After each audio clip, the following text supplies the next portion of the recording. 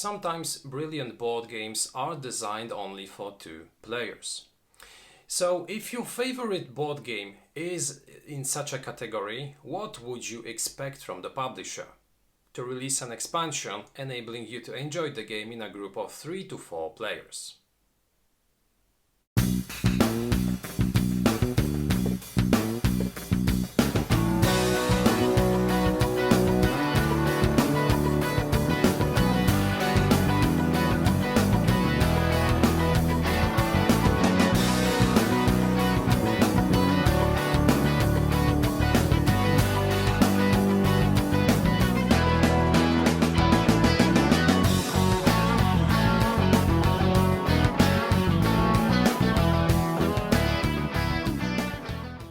Hello, this is Michel Leviathan Sorbet and this is a new episode of Wojennik TV. Today we'll take a closer look at one more expansion of a game which I have already presented a few times on my channel. This will be an expansion for Anno Domini 1666. Anno Domini is a tactical adventure miniatures game set in the 17th century in Vienna, where one of the players takes control of, for instance, a force of the defenders of the crown, including characters from Henryk Sienkiewicz's trilogy. The second one takes control, for instance, of the musketeers created by Alexandre Dumas. This is a game designed by Konrad Sosiński and Rafał Szwelicki and published by Wargamer Games Studio. The game was primarily designed as a 2-players game, so from its release we had a lot of additional voices appealing for the creation of a 3-4 players expansion. And this expansion was released. This expansion, which I will be presenting you today, allows us to play this game, to enjoy it in a group of 3 to 4 players. So, as I said earlier, this game will take us to the middle of the 17th century in Vienna, where the Holy Roman Empire emperor dies, and we will be choosing a new heir. So, the major powers of Europe of that time send their envoys to Vienna, and they will try to influence the emperor's election. So we have a very interesting setting with very interesting characters. As I said earlier, some of them are from Henryk Sienkiewicz's trilogy. So we have, for instance, Wołodyjowski, Skrzetuski. And on the other hand, we have also characters coming from Alexandre Dumas books. So, for instance, we have D'Artagnan, Porthos, or the other musketeers. We have also other factions. We have the locals coming from Vienna. So this is a very, very rich universe, which is still enhanced. And this expansion is another addition to this universe, which allows you to play the game, to enjoy it in a group of 3 to 4 players. So now let's take a look at how the components of this additional expansion look.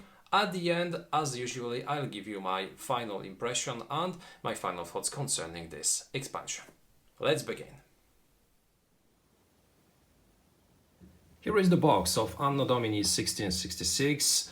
Additional scenario pack for 3 to 4 players. As you can see, the box cover is pretty much the same as for the base game, with the sole addition of the information that this is meant to be used when using Anno Domini in 3-4 player games. On the second side of the box, though, we have a description of the contents, so we have both in English and in Polish an explanation telling us that this is not a standalone expansion, that you do need the core Anno Domini 1666 set and 1 or 2 additional faction sets in order to play this expansion. We have an information that this is an addition to the base game, which allows you to play 3-4 player games with additional scenarios, but also with additional components. As you can see, 2 double-sided boards, 2 card decks, 24 base rings, rules and scenarios.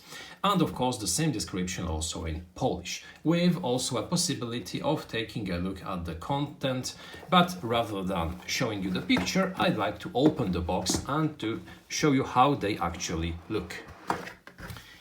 So So firstly, we have, as you can see, a small booklet, which I will open in a few moments and which I will browse with you. But firstly, let's take a look at the additional elements, so at the boards, at the cards and at the rings. Firstly, we receive one big-sized map board. As in the core game, this is a double-sided map. The first one pretty dark, showing you, as I suppose, Vienna during the night. We have some buildings, we have some open spaces also. Maybe those are sewers, I do not know. We'll have to take a closer look in the rules. So, as you can see, maybe this is a lighthouse, or maybe this is just a building, I do not know. Extremely pretty, and as it was the case in the of the core game, very functional. All the information is very well depicted. We have absolutely no doubt how to read the different spaces. The second side, much more colorful, as you can see, with multiple spaces. This is a palace or a castle with different flooring, as you can see. Very pretty, with some fantastic artwork in the different spaces. So here we'll be playing catch and seek, as I suppose, because we have one big central room with several spaces and additional ones with a garden, with one additional sortie, and with additional rooms neighboring the central one. So very interesting map indeed. I'm eager to see how the scenarios which will be taking place on this board look. Then we have a smaller board. This one, of course, will be also double-sided. Here we have some buildings again depicted during the night. As you can see, a passage between buildings. And this is a church, or this is a cathedral, because I do see a cross in the middle. So this will be maybe the entrance to one of the Vienna's shrines. The second side, again depicting Vienna during the night. This is the canal, as I suppose, or maybe a passage, I do not know. It reminds me of the water spaces in the base game. Again, this is something which will be used alongside the major boards if we play a bigger scenario, if we want to create a bigger battlefield using more tiles. Then we have the rings. As you can see, the two added colors are white and black. I think this is a nice addition. I think the colors chosen were fine, because those three which we'll get thanks to this expansion, those four which we'll get thanks to this expansion. So firstly, the black and the red ones, the blue and the red ones which we had in the core game, and the white and the black will be very distinctive. My sole concern is are the black rings, because if we put those black rings on some dark tiles, maybe it will be somewhat more difficult to tell what kind of figure, to what band this figure, in what band this figure plays. But this won't be a major issue, because having all those four very distinctive colors makes you instantly differentiate all the other colors from the ones which you will maybe not even, from the stances that you will maybe not even see when confronted to the black background. Then we have the two additional players' decks, as you can see, the white one and the black one. Now here, nothing out of the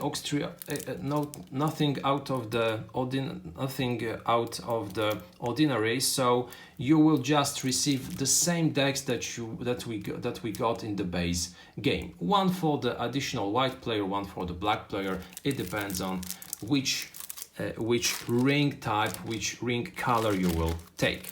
And what also deserves to be showed is this box bottom, as you can see, with also a very pretty picture. That's it when it comes to the additional components. Now let's browse through the additional booklet. This is a booklet which, as you can see, has additional scenarios. But not only, because at the beginning we have an introduction and also the additional rules which will govern 3 or 4 player games. So firstly we have rules telling us how the order will be established in 3-4 player games, how the initiative will be resolved. Then we have also the all against all mode. As you can see, there are no alliances in the game. The players may agree to do something together, but nothing obliges them to keep the agreement. So a lot of backstabbing, as I suppose, in 3-4 player games. Oh, here you go, knife in the back. We even get some bonuses if slaying opponents coming from different packs. As you can see in 3-player games, we can receive an additional bonus. 1 victory point if the killed figures include the characters of both opponents, even 2 victory points if the killed figures include the heroes of both opponents, and the same applies to 4-player games, where we can go up to 3 victory points if we manage to kill figures including the heroes of all 3 opponents. We have rules governing the point system, the draft system, but as you can see, only 2 pages adding some additional stuff concerning the rules layers. Apart from that, all the rules which were part of the core game will apply. And this is a good thing, because opening this box, taking out the elements will take you 5 minutes, studying the rulebook will take you 10 more, and after 15 minutes or so you're ready to play 3 or 4 player games. Then we have the additional scenarios. As you can see, the first one is Evil Spirit. It's a scenario designed strictly for 3 players. Some time ago, the clerk from the Mary Magdalene Chapel at Stephansplatz started to act strangely. The rumor is that he sold his soul to the devil and in return was given a spell book. So here an interesting setting, and as you can see, we'll be using those 2 additional boards, the big one and the smaller one, which will be put at the top of the first one. Then we have the second scenario, the Rock Burst. This is an adventure scenario for 2 to 4 players, so you can easily play it also if you want to experience only a 2 players game. Here we have the famous bandit Melchior prowling the area of Vienna disappeared. People are saying he was killed and left rich treasures. Many daredevils are searching the caves where his hideout was. So here, as I suppose, we'll be searching for the treasure hidden by Melchior, or maybe Melchior isn't that dead at all and he will defend his belongings. As you can see, here we will be using only a smaller map with some exit spaces. The third one is Blasphemous. The city is in an uproar. One of the wealthy merchants was to commit a great blasphemy. He managed to escape the city guard and hide. The player's band scored the catacombs to get the blasphemer hiding there. So here we'll have some additional rules. As you can see, we have several player objectives, and those objectives will be very different for different players. As you can see, we'll randomly choose. The objectives can be to protect the blasphemer, to recruit him, to capture him, or even to kill him.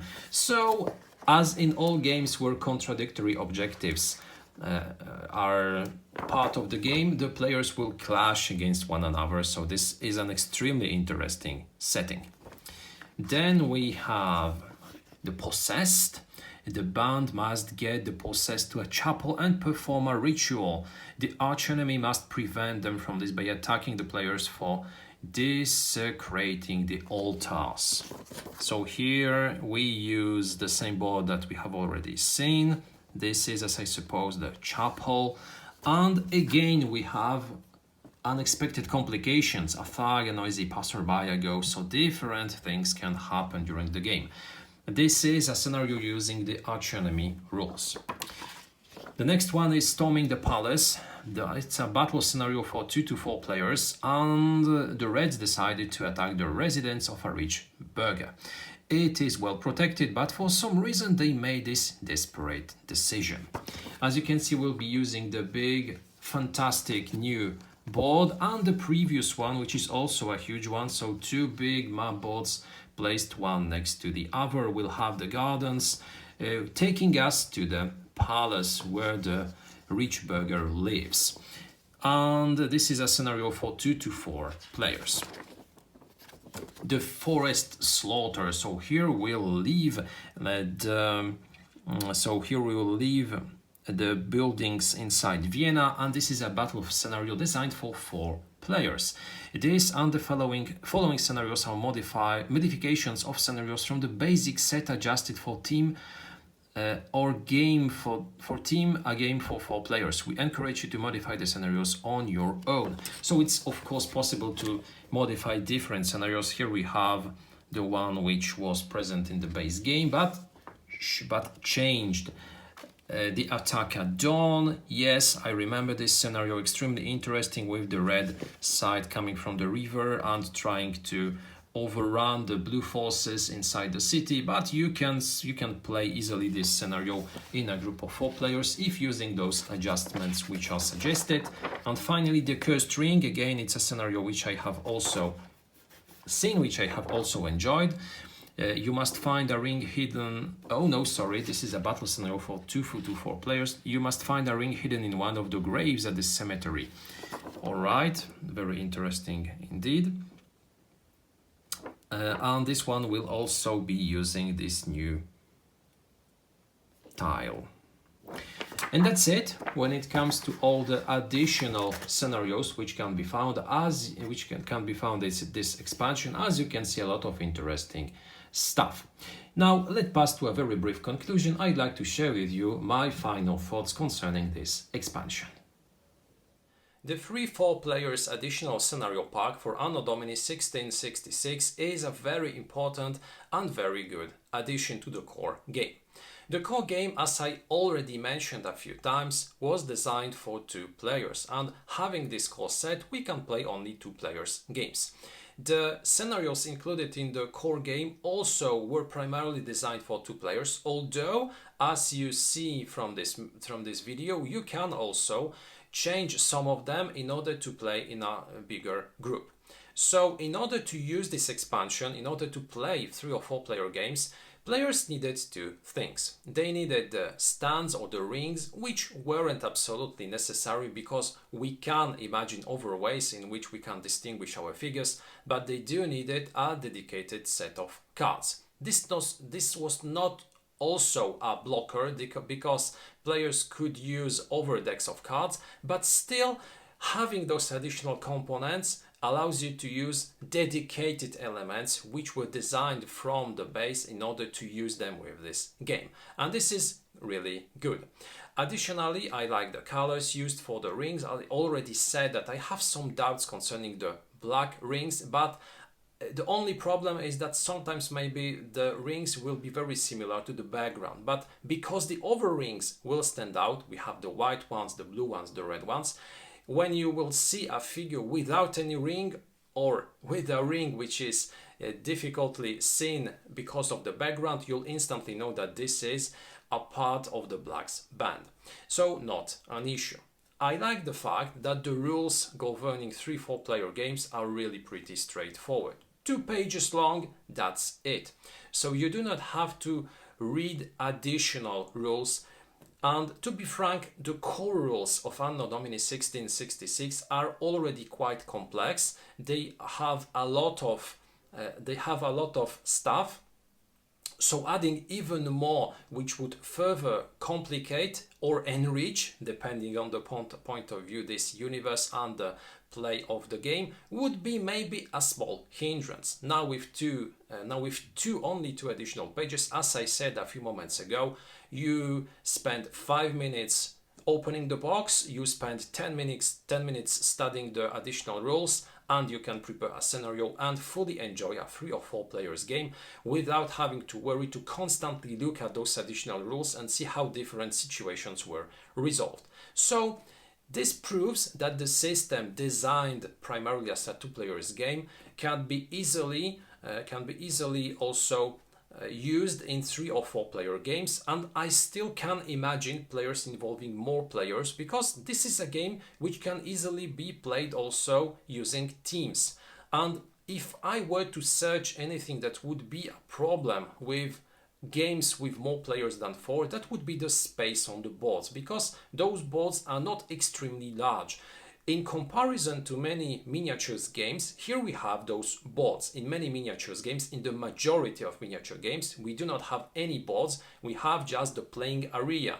We use rulers, we use tons of dice, and we play on a very big area. Here, this area will be significantly smaller because it will be limited by those balls. So I imagine 5, 6, 7, 8 players games, but still you'll have to bring down the maximum number of miniatures to such a limit that they can still be put onto the board. This would be the sole limitation in my opinion. But still, this is a game which is a title which can be easily changed. You can easily suit it to your own needs, and I like this aspect of the game. I in general like the aspect of all miniatures games because those are the games in which your imagination is sometimes the only limitation. You can invent different scenarios, you can create the settings that you desire, you can create your own bands using the point system, and this is one of the strongest points of all miniature games. Coming back to what we have in this box, we have of course those 2 decks of cards. I'm happy that we can use those dedicated decks of cards and not standard decks. We have those stands, and of course we have those boards. So I have spoken a few things concerning boards, but rather in terms of the playing area and its limitations. Now a few words about the artwork and what we find on those boards. Those boards are really extremely pretty. I already underlined it during my review of the core game, and those included in the expansion are not different. This is the same quality, so pretty sturdy with nice colors. I especially like the one which depicts the palace, which is extremely pretty, extremely colorful, and I think that playing cat and mouse inside those rooms will be really interesting.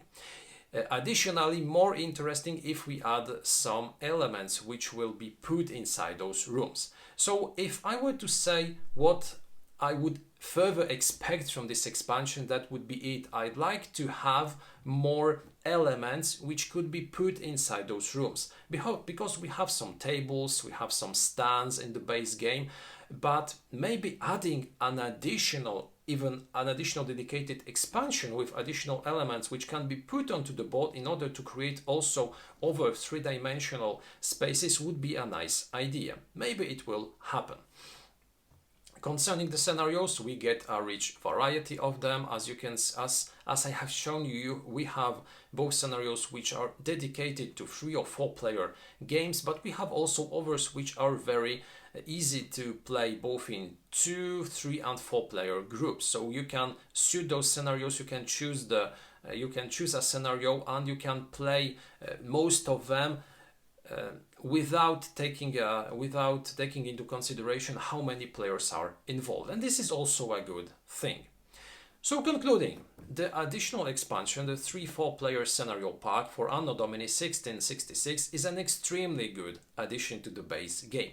It allows you to enjoy the game in a group of 3 to 4 players, so coming one step above the level which we had in the core game, where we get only 2. Where we could only use 2 players, when only 2 players could enjoy the game.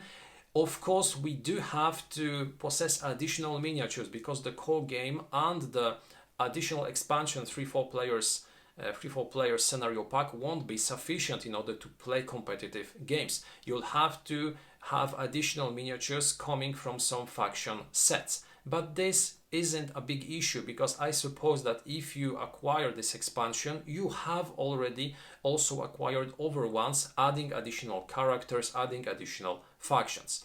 So if you're an Anno Domini 1666 beginner, or even if you're an advanced player and if you want to enjoy this game in a group of 3 to 4 players, this is a must-have with high quality components, with additional scenarios. What not to like in it? This was the presentation of the additional 3 to 4 players scenario pack for Anno Domini 1666. Thank you a lot for watching this video. I invite you also to take a look at our other videos on our channel. Take also a look at our Instagram and Facebook accounts. I wish you a fantastic day, and see you next time.